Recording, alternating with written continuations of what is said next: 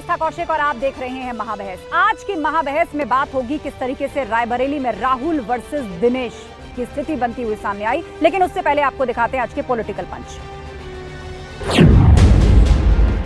ऐसे एक जो मंत्री है हाउस में रहा, उसको नहीं पता कि हाउस में कैसे आचरण करना है।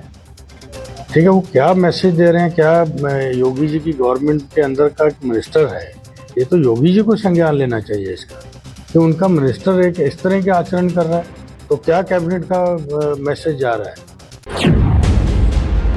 अब जो हमारे वहाँ के जनप्रतिनिधि हैं वो राहुल गांधी जी की संसद की गतिविधियों को देखते हैं, पूरा देश देखता है, तो अब जैसा आदमी करेगा, जैसा बोएगा वैसा ही काटेगा। परंपरा है, हमारे यहाँ कहावत भी है। तो राहुल गांधी जी जैसा संसद में बर्ताव करते हैं, पब्लिक और प्रतिनिधि बाहर उनके साथ में ऐसा कर रहे हैं। तो ये डकैती हो रही वोट की, जो बात मैं कहना चाहता हूं, इसी तरह की वोट की डकैती होगी तो हो सकता है जो आसपास के देशों में जनता सड़कों पे दिखाई दी, हो सकता है जनता भी सड़क पर दिखाई दे। अखिलेश यादव जी तो सत्ता वियोग से पीड़ित व्यक्ति है, फर्जी पीड़ित की बात कर रहे हैं। उनके शासनकाल में अगर गुंडे और अपराधी खुल्ला घूम रहे थे और आज उन पर कार्रवाई हो रही है तो उनका विचलित होना स्वाभाविक है। लेकिन श्री अखिलेश यादव जी का 2047 तक सत्ता में आने का स्वप्न अधूरा रहेगा। वाले हैं, पूरे देश में नारा चल रहा है, वोट चोर गद्दी छोड़ का नारा चल रहा है, आग जैसे फैल रहा है, क्योंकि सच्चाई है। और हम आपको दिखाएंगे, हिंदुस्तान के युवा आप अच्छी तरह सुनिए, सच्चाई है कि वोट चोरी करके सरकारें बन रही हैं। नित्य गायत्री की वंदना हर सनातन धर्मावलंबी के घर में हो। गो पूजा का कार्यक्रम, गो सेवा का कार्यक्रम हर सनातन धर्मावलंबी के घर में हो। ये हर सनातन धर्मावलंबी का संकल्प बनना चाहिए। हर सनातन धर्मावलंबी का ये संकल्प बनना चाहिए।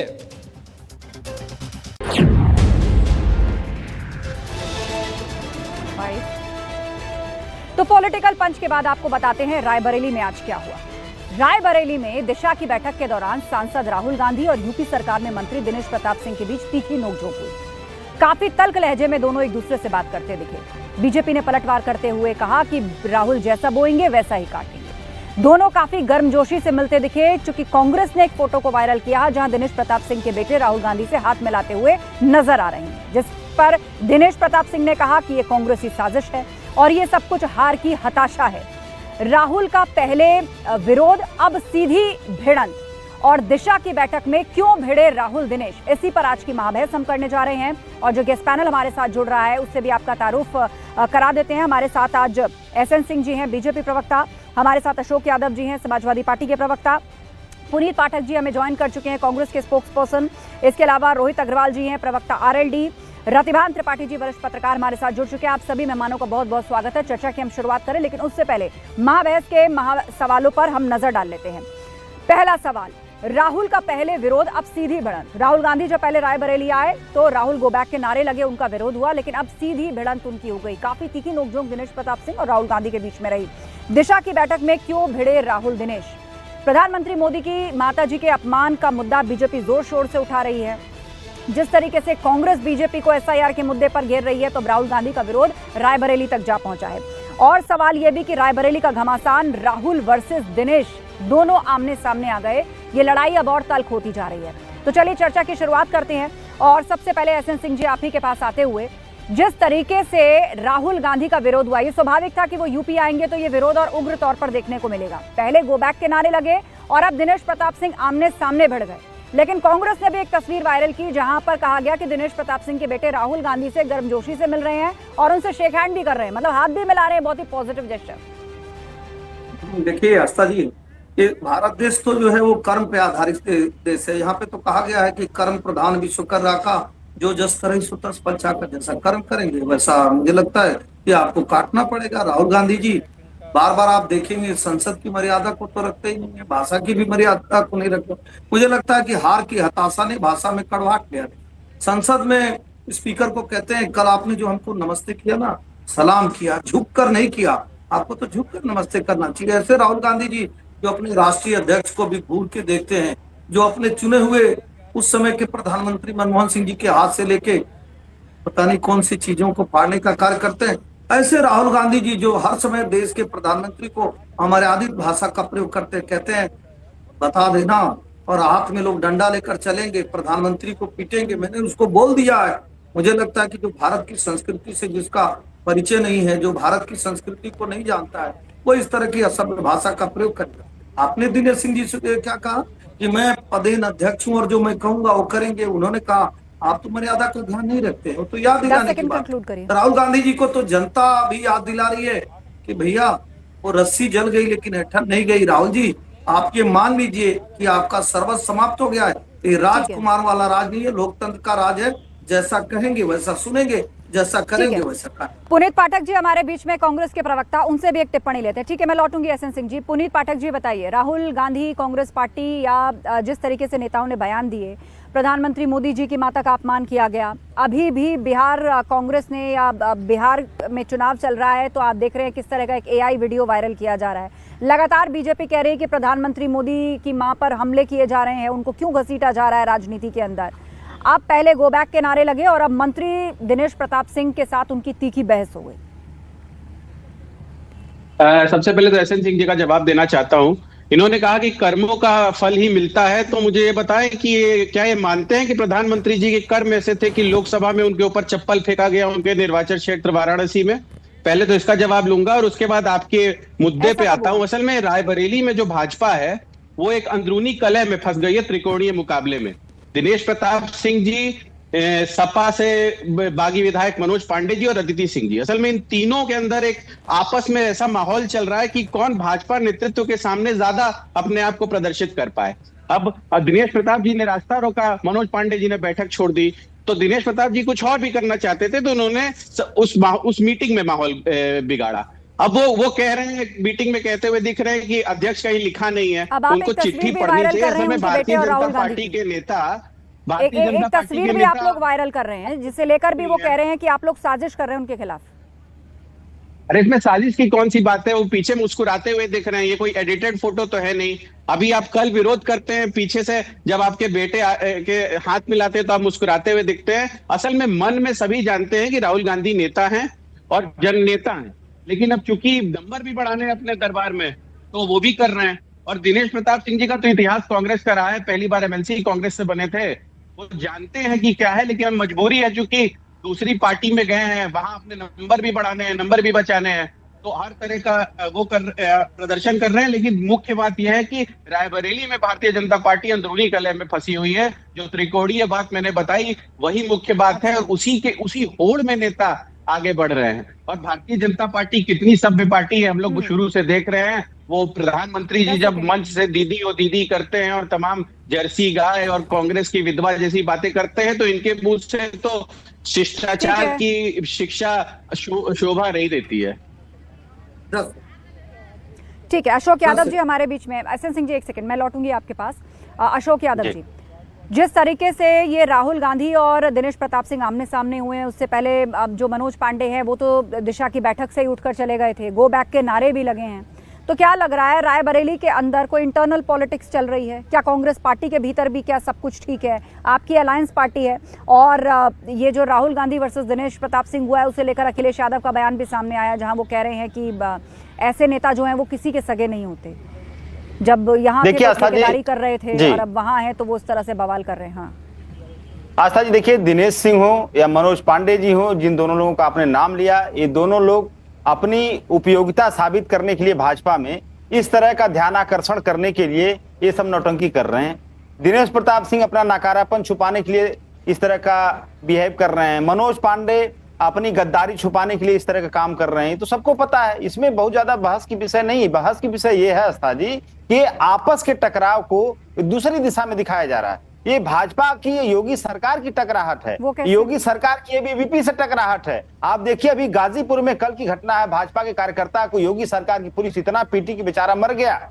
ये भाजपा और योगी सरकार की आपस में एक गुत्थम गुत्थी है, ये भाजपा और एबीवीपी की आपस में गुत्थम गुत्थी है। और इसको दिखाया जा रहा है, ध्यान आकर्षण दूसरी तरफ ले जाया जा रहा है कि राहुल गांधी के ये बोल दिए, फलाने ये हो गया, वो हो गया। ये सब ठीक है अपनी जगह, लेकिन ये योगी सरकार का आखिरी दौर चल रहा है, क्योंकि अभी तक तो इनकी पुलिस खाली विपक्ष के लोगों के ऊपर टारगेट करती थी। हम लोग कहते थे तो ये लोग कहते हैं ना पुलिस बहुत अच्छी है, लेकिन जब पुलिस आप ही के ऊपर लगी, आपके लोगों को मारने लगी, तब तो समझ में आया ना कि पुलिस कैसी है। देखिए योगी सरकार का जो करप्शन का दौर चल रहा है, इनका तो एक विधायक आज अब बिल्कुल कैमरा के सामने, सबके सामने स्वीकार किया कानपुर का कि 10% कमीशन मैं लेता हूं। अभी इनका एक अधिकारी आईएएस अभिषेक प्रकाश, उसने 5% कमीशन लेते हुए पकड़ा गया। ये आपस में लड़ाई है धन के बांट की, धन के बंदर बांट की, आपस में लड़ाई है अधिकारों के बंदर बांट की, आपस में लड़ाई है सत्ता पाने की। बहुत अच्छी बात, अशोक जी ने बड़ी अच्छी बातें कही।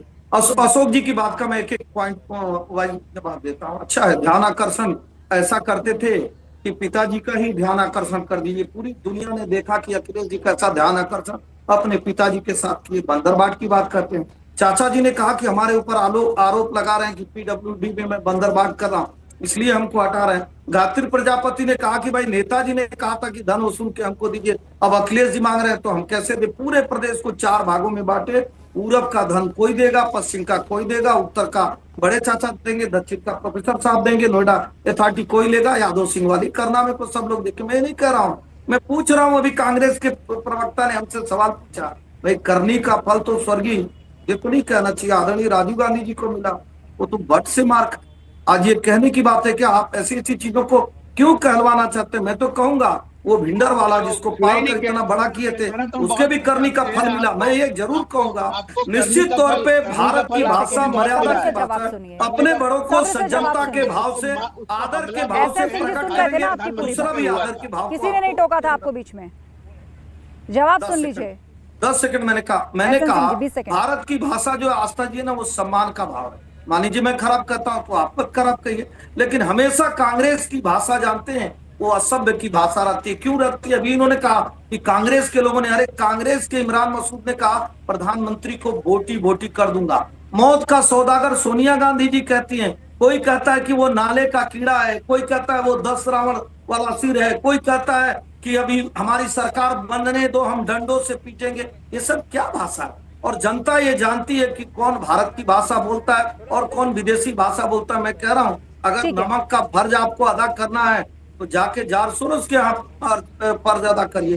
भारत में मर्यादित भाषा बोलेंगे तो निश्चित तौर पे अच्छा प्रतिफल मिलेगा। और लास्ट में 1993 की एक घटना का जिक्र करूंगा। आदरणीय अशोक यादव जी, आदरणीय हमारे साथ 2 पैनलिस्ट और हैं, अभी तक उन्होंने बात नहीं रखी है, उनकी भी बात सुन लेते हैं। ऐसे जी मैं लौटूंगी आपके पास। रोहित अग्रवाल जी हमारे साथ है आरएलडी से। रोहित जी, इस वक्त भारत की राजनीति में, उत्तर प्रदेश की राजनीति में आखिर क्या हो रहा है? बिहार से एसआईआर की बात उठती है, नेपाल के अंदर क्रांति चलती है या नेपाल के अंदर एक आंदोलन होता है, आगजनी होती है, आप देख रहे हैं क्या हाल है उस देश का।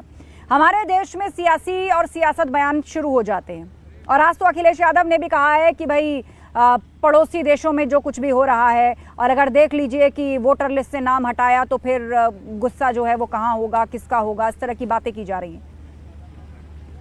देखिए आस्था जी, अखिलेश यादव जी भी जानते हैं कि भारत बहुत सशक्त देश है, और अखिलेश यादव जी तो उत्तर प्रदेश के अंदर हैं, तो ये उत्तर प्रदेश है, तो ऐसी कोई अगर उनके अंदर मंशा है कि जो नेपाल में हो रहा है वो उत्तर प्रदेश में हो सकता है या भारत में हो सकता है, तो मुझे लगता है कि उनको शायद अपनी मंशा को दुरुस्त कर लेना चाहिए, क्योंकि यहाँ की जो जनता है ना, वो किसी भी तरीके का, इस तरीके का विद्रोह ना तो बर्दाश्त कर सकती है और ना सोच सकती है, क्योंकि आज सशक्त देश है और भारत निरंतर विकसित देश के रूप में आगे बढ़ रहा है। दूसरी बात यह है कि अभी आपके कांग्रेस के प्रवक्ता कह रहे थे कि राहुल गांधी जी नेता हैं। आपको कोई शक है क्या राहुल गांधी जी नेता हैं? किसने कहा कि राहुल गांधी जी नेता नहीं है? राहुल गांधी जी बिल्कुल बड़े नेता हैं, और उनकी तो 3 पीढ़ियां प्रधानमंत्री रही हैं देश की। तो ऐसी स्थिति में अगर आपको कोई शक है कि राहुल गांधी जी नेता है, तो मुझे लगता है अपने शक को दूर कर लीजिए, क्योंकि बिल्कुल राहुल गांधी जी बड़े नेता हैं। और अगर दिनेश प्रताप सिंह जी के बेटे अगर उनसे हाथ मिला रहे हैं तो वो जिला पंचायत के अध्यक्ष हैं, तो ये एक संस्कार है उनके कि जिला पंचायत के अध्यक्ष होने के नाते वहां पे दिनेश प्रताप सिंह जी के बेटे उनको शिष्टाचारवश झुक के हाथ मिला रहे हैं। ऐसी स्थिति में इतनी छोटी राजनीति करना कि पीछे अगर कोई पिता खड़ा है और उसने मुस्कुरा भी दिया तो आप उसकी फोटो खींच के इस तरीके की छोटी मानसिकता की राजनीति करना ये अत्यंत दुर्भाग्यपूर्ण है। एक बात समझनी पड़ेगी कि वहां पे खाली दिनेश प्रताप सिंह जी ने विरोध नहीं किया है, रायबरेली की जनता ने आपका विरोध किया है, क्योंकि राहुल गांधी जी वहां पे पर्यटन करने जाते हैं, 1 दिन 2 दिन, ये कौन सा दौरा करते हैं भाई? आप वहां के सांसद हैं और उसके बाद वहां पे जाके कोई विकास नहीं करेंगे। रोहित जी वहां से राहुल गांधी चुने हुए सांसद हैं, वहां से आप चाहे जो कहिए, पर्यटन कहिए, रोहित जी की 2 जानकारियां बिल्कुल मैं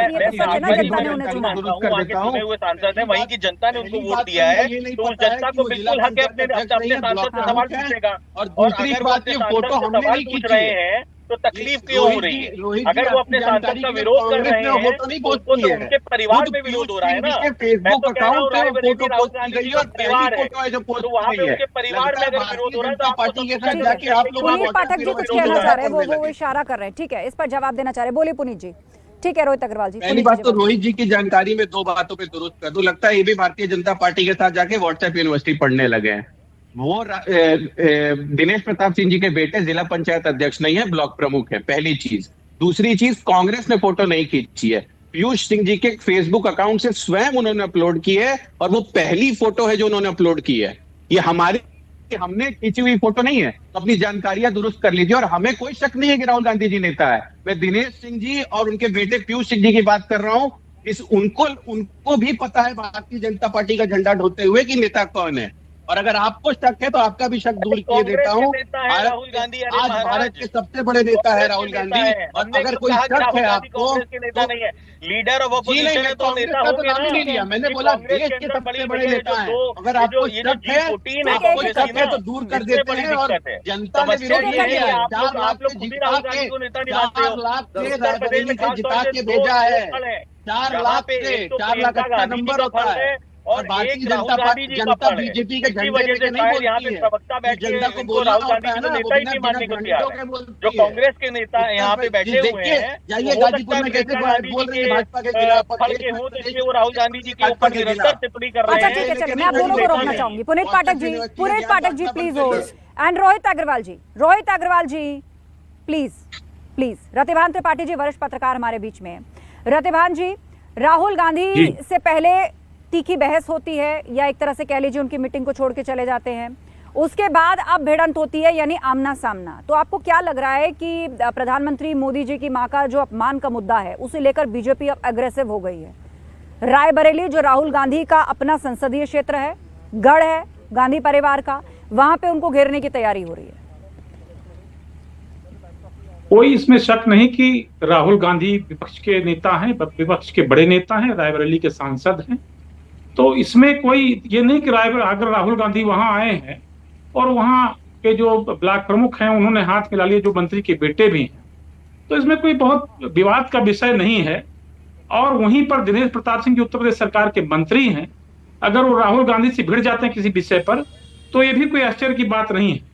स्वागत और एक शिष्टाचार अलग विषय है, और किसी विषय विशेष पर विरोध जताना, अपनी नाराजगी जताना, अपनी असहमत जताना एक अलग विषय है। अगर ये दोनों घटनाएं एक साथ हुई हैं तो कोई अचरज की बात नहीं है। राजनीति में एक्सपोर्ट इंपोर्ट चलता रहता है। दिनेश प्रताप सिंह पहले से कांग्रेस में रहे हैं, आज वो भारतीय जनता पार्टी में है। क्या पता कौन कब कहाँ चला जाए, ये कुछ कहा नहीं जाता। इसलिए रिश्ते हमेशा कभी कभी खट्टे मीठे चलते रहते हैं और बनते बिगड़ते रहते हैं। जहां तक बात किसी के माँ की मर्यादा की बात है, वो गलत बात है। देश में तो अब शब्दों की मर्यादा रह ही नहीं गई राजनेताओं के बीच में। जहां तक मैंने देखा कि चाहे वो कांग्रेस के नेता हो, चाहे भारतीय जनता पार्टी के नेता हो, सब एक दूसरे पर लांछन लगाते हैं, लेकिन करते सब वही है, घुमा फिरा कर। पर कुल मिलाकर के आज का जो घटनाक्रम दिखाई पड़ा, सुनाई पड़ा है, वो कोई बहुत आश्चर्य की बात नहीं। ये राजनीति में होता रहता है। अभी कल परसों एक तस्वीर वायरल होती है जिसमें भारतीय जनता पार्टी की और कांग्रेस के नेता और समाजवादी पार्टी के नेता आपस में मिलजुल रहे थे, ठट्ठा मारकर हंस रहे थे। किसी ने सोशल मीडिया पर डाली और कहा ये तो कैसा, देखिए हम लोग लड़ते हैं और यहाँ ये लोग कैसा करें। तो राजनीति में ये व्यवहार हमेशा चलता रहा है। इसको किसी अचरज के नजरिए से नहीं देखा जाना चाहिए। देखा यह जाना चाहिए कि आगे राजनीति कैसी होने वाली है। राहुल गांधी ने रायबरेली वापस छीन ली है, इस बात की खुन्नस भारतीय जनता पार्टी को स्वाभाविक रूप से होगी। तो इस तरह की लड़ाइयां होती रहेंगी, आगे और भी होंगी। जब चुनाव आएगा विधानसभा का तो और चीजें मीटिंग में बढ़ेंगी। भिड़ंत हो रही है, एसएन सिंह जी, मीटिंग में भिड़ंत हो रही है, तू मैं हो रही है और बाहर हाय हेलो चल रही है, ये भी तंज कसा जा रहा है।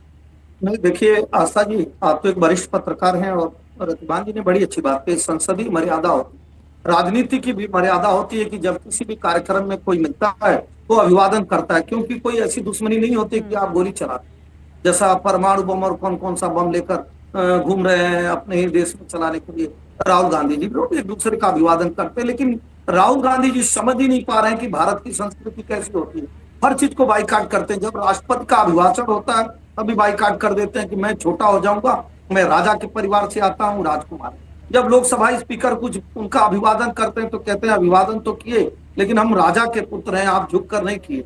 जब G20 की बैठक होती है उस समय भी बुलाया जाता है तो कहते हैं कि मैं थोड़े ना आऊंगा, ये तो भारतीय जनता पार्टी का कार्यक्रम। जब भारत का सबसे समृद्ध, सबसे बड़ी संस्कृति और धरोहर का कार्यक्रम हो रहा है राम जन्मभूमि पे अयोध्या में भव्य राम मंदिर का, तब भी कहते हैं तो भारतीय जनता पार्टी का कार्यक्रम। मुझे लगता है कि भारत की संस्कृति से सुपरिचित अभी तक राहुल गांधी जी नहीं हो पाए, इस नाते ऐसा किए। और दिशा की बैठक में अगर आप कह रहे हैं कि सब लोग मेरी बात को सुनेंगे तो दूसरा भी कह सकता है कि उसी बैठक में मैं भी हूँ, अगर मैं भी सांसद, विधायक हूँ, मंत्री हूँ, सांसद रहा हूँ और मैं अपनी बात को कह सकता हूँ, वो कायदे से हो सकता था। लेकिन आप जो कहेंगे कि नहीं मैं राजा का पुत्र हूँ, हम प्रधानमंत्री के लड़के, इस नाते मैं जो कहूंगा देश पे मेरा अधिकार है, हम संविधान को नहीं मानते तो निश्चित तौर पे कड़वाहट हो। देखिए निश्चित तौर पे किसी भी बैठक का अध्यक्ष के थ्रू ही काम होता है। राहुल जी ने सिर्फ इतना ही कहा है कि आप प्रोसीजर को फॉलो करिए। और मैंने कहा कि राहुल जी को रायबरेली की जनता ने 4 लाख वोटों से जिता के भेजा है। अध्यक्ष नहीं होता है, सीधी तांत्रिक तरीके से चुना हुआ देश का प्रधानमंत्री नहीं होता है। आपको लगता है जी कोई कंफ्यूजन है? आप अपने राष्ट्रीय अध्यक्ष को फिर से देखने की जरूरत है। वहां पे भी पद पे बैठे व्यक्ति को कैसे कहेंगे मैंने प्रधानमंत्री को बोल दिया, मैं उसको बता दिया। आपने राहुल गांधी जी के भाषण को सुना, अभी आम चुनाव हो रहा था, आप लोगों के एक छत्तीसगढ़ के मंत्री कहते हैं कि हाथ में डंडा होना चाहिए, प्रधानमंत्री जहां मिले पीट देंगे। सब कुछ आप कैसी कैसी बातें करते हैं? यही तो कहा जाता है कि भारत की मर्यादा ये नहीं है, भारत की संस्कृति में हमेशा बड़ों का आदर किया जाता है। राहुल गांधी जी किसका आदर करते हैं? राहुल गांधी जी जैसे आते हैं खड़गे जी 40 कदम दूर हो जाते हैं। शब्दों का आप लोग प्रयोग करते हैं, किस तरह से महात्मा गांधी के खिलाफ आप लोग शब्दों का प्रयोग करते हैं, किस तरह से आपके संगठन आरएसएस ने तिरंगे झंडे का विरोध किया। हम तो कह रहे हैं भाई, हम तो कह रहे हैं कि ये लगातार को डायन कहने वाले भी बैठे हैं और हिंदुओं को आतंकवादी भी कहने वाले बैठे हैं। यहाँ पे तो दोनों बैठे हुए, कांग्रेस भी बैठी है और सपा भी बैठी हुई है। क्यों ऐसे हमारे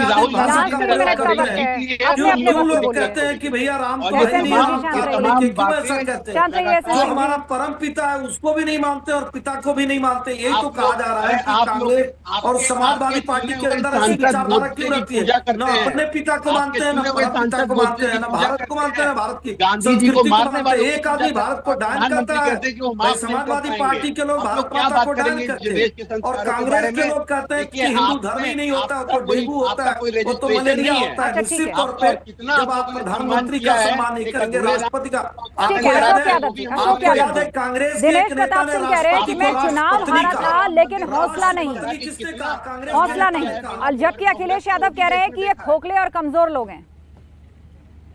देखिए इनकी कमजोरी जगह जगह साबित होती है आस्था जी। इनकी कमजोरी यहाँ साबित होती है कि जब हमारे अभी आपने कहा कि भाजपा के लोग और कौन कौन लोग साथ में बैठे थे, आप ये बताइए हमारे देश की परंपरा, हमारे देश की परंपरा रही है डिसेंशन इज कॉन्स्टिट्यूशनल राइट। बीच में नहीं, और बीच में हमें बोलना अच्छा नहीं लगता है। बीच में इनको कुछ आता नहीं है, खाली बीच में बोलना आता है। कोई तथ्यात्मक जानकारी नहीं, बीच में बोलना आता है। क्लोजिंग रिमार्क आप ही का रहेगा, इनको बात पूरा करने दीजिए एक बार। क्लोजिंग रिमार्क आप ही का रहेगा, शांत रहिए एसएन सिंह जी। हाँ बोलिए अशोक जी, 20 सेकंड कंक्लूड करिए अशोक जी। आस्था जी देखिए हमारे राष्ट्रीय अध्यक्ष ने कई बातें कही और उन बातों में कुछ बातें हैं जो बातें आप यहाँ चला रही थी, उन बातों में एक बात सबसे इंपॉर्टेंट है कि असहमति ही लोकतंत्र का मूल आधार है। जहां पे असहमति नहीं है वहां लोकतंत्र नहीं है। और योगी सरकार को आप देख लीजिए, असहमति दिखाने वाला चाहे सत्ता पक्ष का हो चाहे विपक्ष का हो, उसके ऊपर बुलडोजर चला देंगे, चाहे लाठी चला देंगे, चाहे गोली चला देंगे। ये भाजपा का चाल चरित्र और चेहरा है। दूसरी बात अभी हमारे आरएलडी के साथी कह रहे थे इनके बात पर बस यही मैं कहूंगा, भारतेंदु हरिश्चंद्र का एक नाटक, उसमें एक कविता है, जह जह पांव पड़ी संतन के तह तह बंटा धार हुआ। यही बात चौधरी लक्ष्मी नारायण आरएलडी के लेकर कह रहे थे कि ये जिसके साथ गई उसका बंटा धार हुआ। तो इसमें बहुत ज्यादा उछलने की जरूरत नहीं है। अच्छा, आपको मतलब ये आरएलडी के लिए कह रहे हैं आप कि जिसके साथ गई उसका बंटा धार हुआ, तो हम आपके साथ देते हैं कि हम शुभकामना देते हैं, आप योगी सरकार के साथ बने रहिए, 2027 में उसके साथ आप भी चले जाइए। इन्होंने ही डुबो दिया। रोहित अग्रवाल जी, जिसके साथ गए उसका बंटा धार हुआ। नहीं, ये तो इनको जाके अपने नेता से पूछना चाहिए, अखिलेश यादव जी से। अब मुलायम सिंह जी तो दिवंगत हो गए, वरना मुलायम सिंह जी ने तो अपनी राजनीति की जो जमीन थी वो शुरू ही राष्ट्रीय लोकदल की पृष्ठभूमि से की थी, और राष्ट्रीय लोकदल में चौधरी अजीत सिंह जी को धोखा देके ही आपने समाजवादी पार्टी को खड़ा किया था। तो इसलिए आपको तो समझना चाहिए कि भैया किसका भंटाधार हुआ, किसका भंटाधार नहीं हुआ। आप इसका जवाब दो ना कि बसपा के साथ आपका गठबंधन हुआ, क्यों टूट गया? राष्ट्रीय लोकदल के साथ आपका गठबंधन क्यों टूट गया? राजभर जी के साथ आपका गठबंधन हुआ, जीवन की तपस्या गठबंधन हुआ, क्यों टूट गया? और आपने चलिए, दो तरह से राजनीति चल रही है। एक तरफ तो लग रहा है समाजवादी पार्टी अपने पुराने साथी जो पहले उसके साथ गठबंधन में थे या जो बाद में भाजपा के साथ चले गए, चाहे सुभाषपा हो, आरएलडी हो, संजय निषाद, इन सब को लेके जो सॉफ्ट रुख रख रही है, इन सबको जो समय समय पर ललकार रही है, यानी 27 के लिए एक नए अलायंस की तैयारी सपा कर रही है। तो दूसरी तरफ बीजेपी है जो लगातार परिवारवाद, माफिया, अपराध, भ्रष्टाचार, इन सभी मुद्दों को लेकर लगातार जनता को ये बताती रहती है कि देखिए जब वो सरकार थी तो ऐसा होता था, अब ये सरकार है तो ऐसा होता है। लेकिन बहरहाल सब कुछ जनता के विवेक पर है। आप सभी पैनलिस्ट का शुक्रिया इस चर्चा में शामिल होने के लिए। तो महाबहस में फिलहाल के लिए इतना ही। खबरों का सिलसिला लगातार जारी है, आप बने रहिए हमारे साथ। बहुत बहुत नमस्कार।